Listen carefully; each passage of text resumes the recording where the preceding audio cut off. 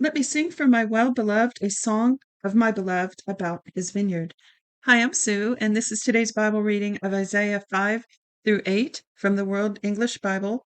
I'm glad you joined me today. Verse 2. My beloved had a vineyard on a very fruitful hill. He dug it up, gathered out its stones, planted it with the choicest vine, built a tower in the middle of it, and also cut out a winepress therein. He looked for it to yield grapes, but it yielded wild grapes. Now, inhabitants of Jerusalem and men of Judah, please judge between me and my vineyard. What could have been done more to my vineyard that I have not done in it? Why, when I looked for it to yield grapes, did it yield wild grapes? Now I will tell you what I will do to my vineyard. I will take away its hedge, and it will be eaten up. I will break down its wall, and it will be trampled down. I will lay it a wasteland. It won't be pruned nor hoed, but it will grow briars and thorns. I will also command the clouds that they rain no rain on it. For the vineyard of Yahweh of armies is the house of Israel, and the men of Judah his pleasant plant. And he looked for justice, but behold, oppression; for righteousness, but behold, a cry of distress. Woe to those who join house to house, who lay field to field, until there is no room, and you made to dwell alone in the middle of the land. In my eyes, Yahweh of armies says, surely many houses will be desolate, even great and beautiful, unoccupied. For 10 acres of vineyard shall yield 1 bath, and a homer of seed shall yield an ephah. Woe to those who rise up early in the morning, that they may follow strong drink, who stay late into the night until wine inflames them. The harp, lyre, tambourine, and flute, with wine, are at their feasts, but they don't respect the work of Yahweh, neither have they considered the operation of his hands. Therefore my people go into captivity for lack of knowledge. Excuse me, I didn't read that right. Therefore my people go into captivity for lack of knowledge. Their honorable men are famished, and their multitudes are parched with thirst. Therefore Sheol has enlarged its desire and opened its mouth without measure. And their glory, their multitude, their pomp, and he who rejoices among them descend into it. So man is brought low, mankind is humbled, and the eyes of the arrogant ones are humbled. But Yahweh of armies is exalted in justice, and God, the Holy One, is sanctified in righteousness. Then the lambs will graze as in their pasture, and strangers will eat the ruins of the rich. Woe to those who draw iniquity with cords of falsehood, and wickedness as with cart rope, who say, let him make speed, let him hasten his work, that we may see it, and let the counsel of the Holy One of Israel draw near and come, that we may know it. Woe to those who call evil good and good evil, who put darkness for light and light for darkness, who put bitter for sweet and sweet for bitter. Woe to those who are wise in their own eyes and prudent in their own sight. Woe to those who are mighty to drink wine and champions at mixing strong drink, who acquit the guilty for a bribe but don't deny justice for the innocent. Therefore, as the tongue of fire devours the stubble, and as the dry grass sinks down in the flame, so their roots shall be as rottenness, and their blossoms shall go up as dust, because they have rejected the law of Yahweh of armies, and despised the word of the Holy One of Israel. I don't know about you, but I have people that I love coming before my eyes when I read this. Ones who don't acknowledge God, some who have some of the practices listed here, and just they're blind to who God is and their love for for his love for them. And this is how I was years ago before I came to know the Lord. I had no knowledge of him, no respect for him, no use for him. Verse 25. Therefore Yahweh's anger burns against his people, and he has stretched out his hand against them, and has struck them. The mountains tremble, and their dead bodies are as refuse in the middle of the streets. For all this his anger is not turned away, but his hand is still stretched out. He will lift up a banner to the nations from afar, and he will whistle for them from the end of the earth. Behold, they will come speedily and swiftly. No one shall be weary nor stumble among them. No one shall slumber and sleep. Neither shall the belt of their waist be untied, nor the strap of their sandals be broken. Whose arrows are sharp, and all their bows bent. Their horses' hoofs will be like flint, and their wheels like a whirlwind. Their roaring will be like a lioness. They will roar like young lions. Yes, they shall roar and seize their prey and carry it off. And there will be no one to deliver. They will roar against them in that day like the roaring of the sea. If one looks to the land, behold, darkness and distress. The light is darkened in its clouds. Chapter 6.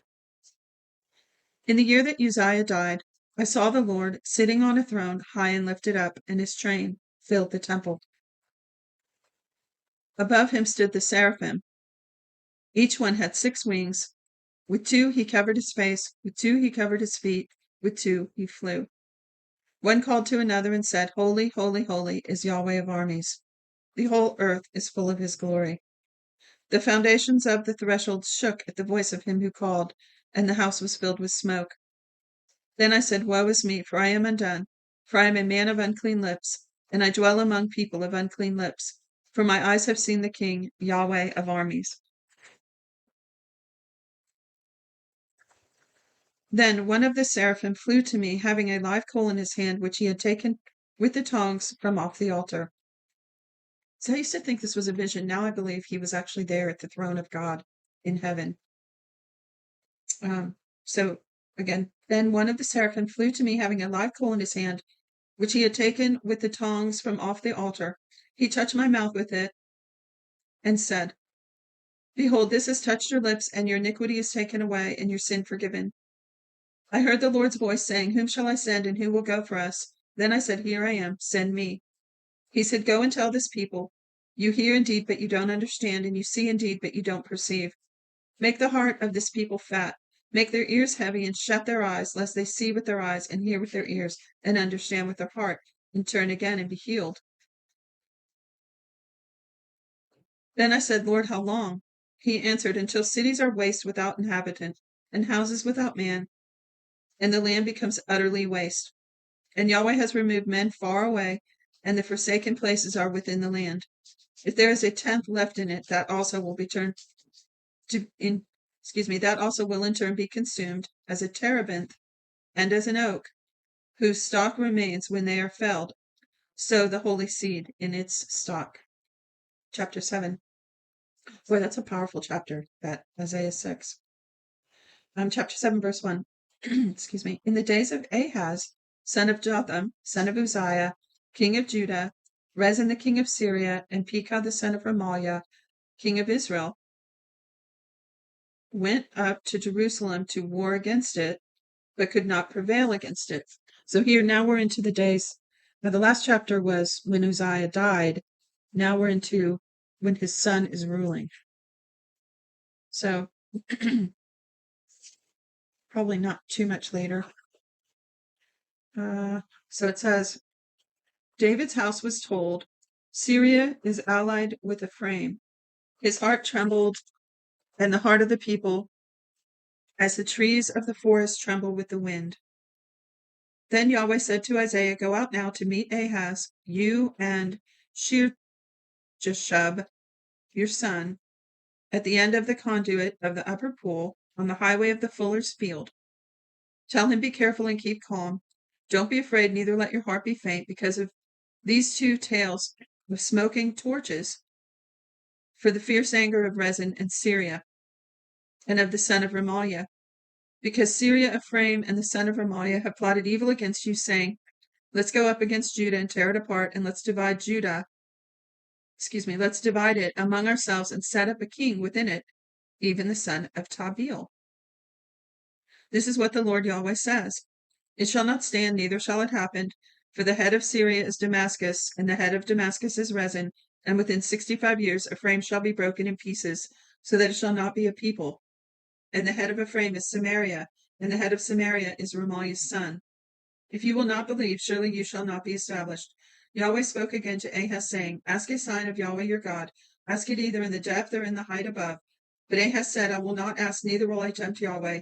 He said, Listen now, house of David. Is it not enough for you to try the patience of men, that you will try the patience of my God also? Therefore the Lord himself will give you a sign. Behold, the virgin will conceive and bear a son, and shall call his name Emmanuel. He shall eat butter and honey when he knows to refuse the evil and choose the good. For before the child knows to refuse the evil and choose the good, the land whose 2 kings you abhor shall be forsaken. Yahweh will bring on you, on your people, and on your father's house days that have not come from this day that Ephraim departed from Judah, even the king of Assyria. It will happen in that day that Yahweh will whistle for the fly that is in the uttermost part of the rivers of Egypt, and for the bee that is in the land of Assyria. They shall come and shall rest in desolate valleys in the cleft of the rocks, on all thorn hedges and on all pastures. In that day the Lord will shave with a razor that is hired in the parts beyond the river, even with the king of Assyria, the head and the hair of the feet, and shall also consume the beard.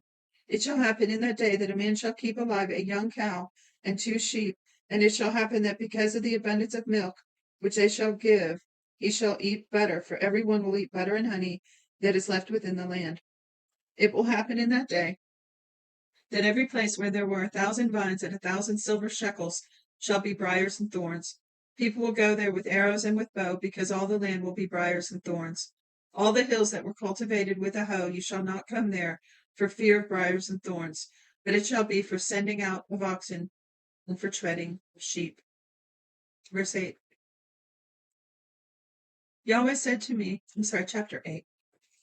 Yahweh said to me, take a large tablet and write on it with a man's pen, for Mahir Shahal Hashbaz, and I will take for myself faithful witness to testify, Uriah the priest and Zechariah the son of Jeberechiah.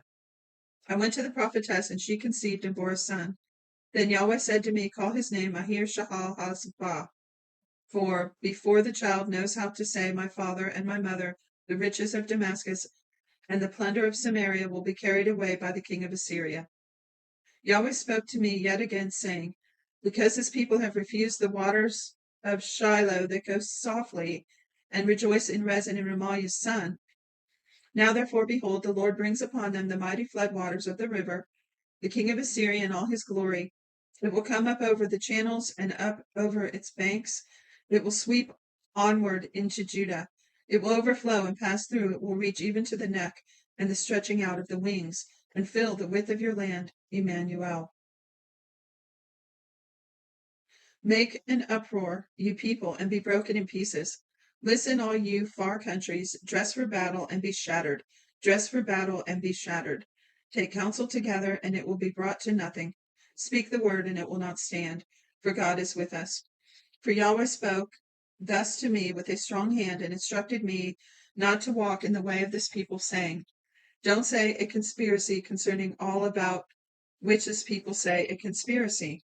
Neither fear their threats nor be terrorized. Yahweh of armies is who you must respect as holy. He is the one you must fear. He is the one you must dread. He will be a sanctuary, but for both houses of Israel. He will be a trap and a snare for the inhabitants of Jerusalem. Many will stumble over it, fall, be broken, ensnared, and be captured. Write up the testimony, seal the law among the disciples. I will wait for Yahweh, who hides his face from the house of Jacob, and I will look for him. And I will look for him.